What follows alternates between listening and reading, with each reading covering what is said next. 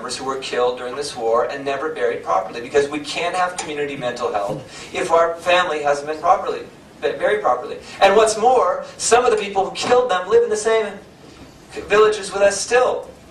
We live right next door to the people who tormented our families. And, of course, I was trying not to bawl. And, it's not exactly what I was expecting to hear.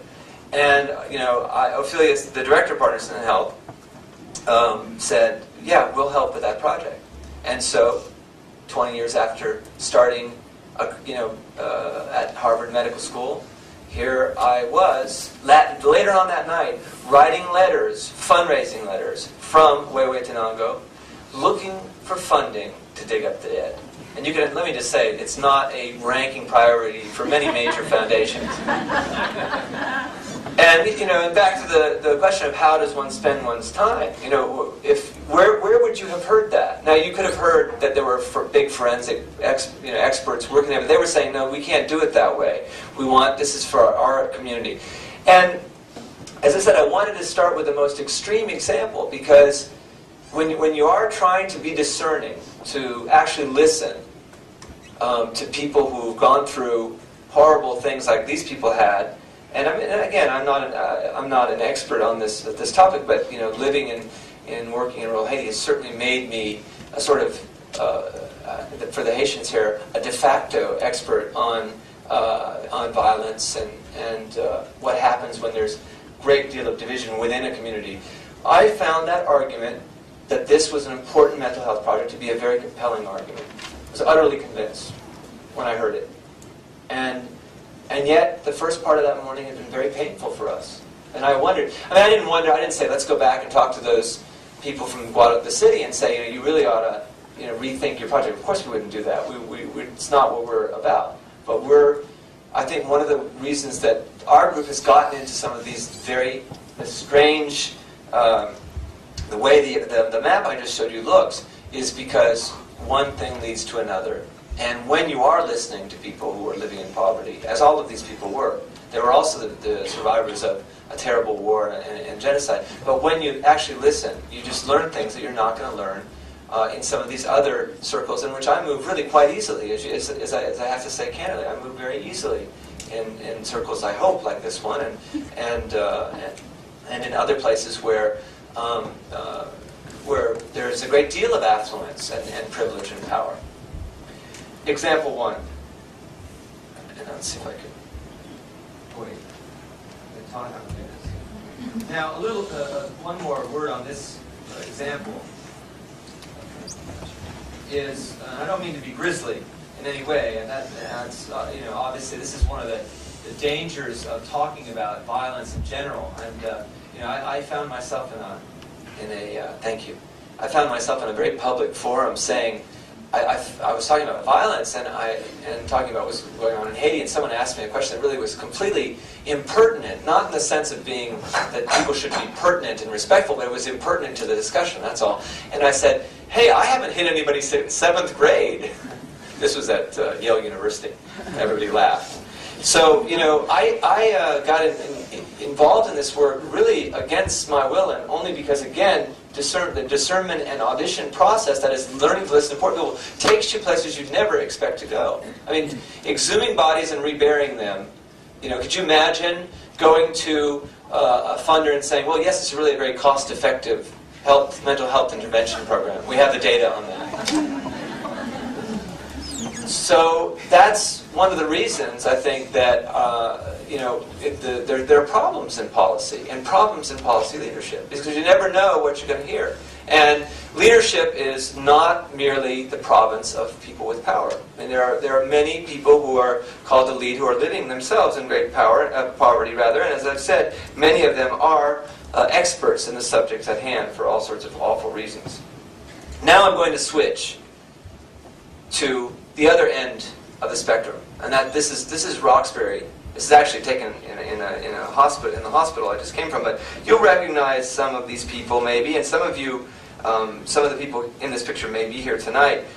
But I wanted to go from one extreme to the other. This is a project based in Roxbury, and I'm going to start it by telling a patient's story, if I can.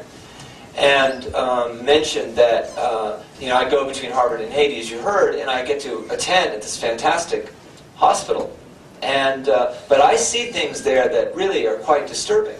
I mean, for example, the last year ago, February, I came back, and on my first day there, first day back from Haiti, saw a man with advanced AIDS who had never received antiretrovirals and had come into this great teaching hospital for, I think, the 4th time with a disease called neurotoxoplasmosis. Now, some of you here know what that means, but what it means is that he had very advanced AIDS and he had repeated bouts of a brain parasite that can be controlled fairly well with antiretroviral medications that you keep reading about, and also with other drugs. But what had happened is he'd come in several times and he'd go back home and he didn't speak English and he didn't have anyone visiting him, and his life was chaotic, even though we found out that his wife was fantastic. I mean, she and their children were there a lot, many of the days that I was there.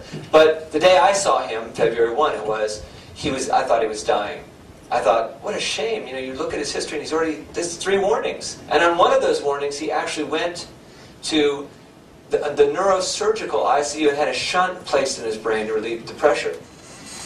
And I mean, these are heroic medical interventions. And at one of, I think it's a fantastic hospital, and fantastic surgeons, fantastic ICUs. And then what would happen? He'd go out, he'd go home, and nothing. So it'd be feast or famine, like rural Haiti, Harvard. Only this time it was Brigham, North Shore. And so I called Heidi Beferus, who's probably seeing a patient right now, but she's the director of the project I'm about to describe to you. And she went to Harvard Medical School and then to the Brigham. And then she started a project to take care of people a lot like this man. People who could find medical care in a sense. They could go to the best hospitals in the world. They could get the best medications in the world. But something always happened. Because, if you used to look at run an AIDS service 15 years ago, 10 years ago, people who in the hospital were often young men, usually white. Nowadays, the people in the hospital with HIV disease are people of color, and more than half of them are women. And, there have been wonderful advances in care of this disease. But in order for them to be effective, they have to be delivered correctly, and in this case, every day and more than once a day. Anyway, so I talked to the wife that night, and I said, to give for the physicians here, this man had complete anuria. His kidneys were not functioning at all. He was having seizures from the brain parasite, and again, he'd never had any treatment for his immune system. And not out of lack of trying, let me tell you, the people who'd taken care of him, had said, every time, whenever he got into the Brigham, people had taken wonderful care of him. And I said, I can't be optimistic because I don't know if his kidneys are going to come back, and we're going to do everything we can. But then I called Heidi Beferus, and she and 2 of these people in this picture showed up the same day. And to make a long story short, he survived, and he did fine.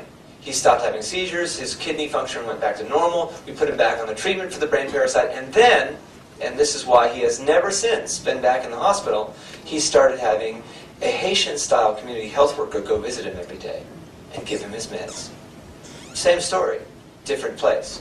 That is, we can blame, and there were people in the medical system here who had blamed his poor outcomes on him. I mean, you've heard it. He's non-compliant, he's not adherent, he's not with the program, and there's a whole vocabulary that, again, it'd be the version you get if your audition and discernment was listening, instead of learning to listen to the poor, learning to listen to the doctors, or the social workers or the nurses. And it's hard work. You want people to do well if you're a social worker or a nurse.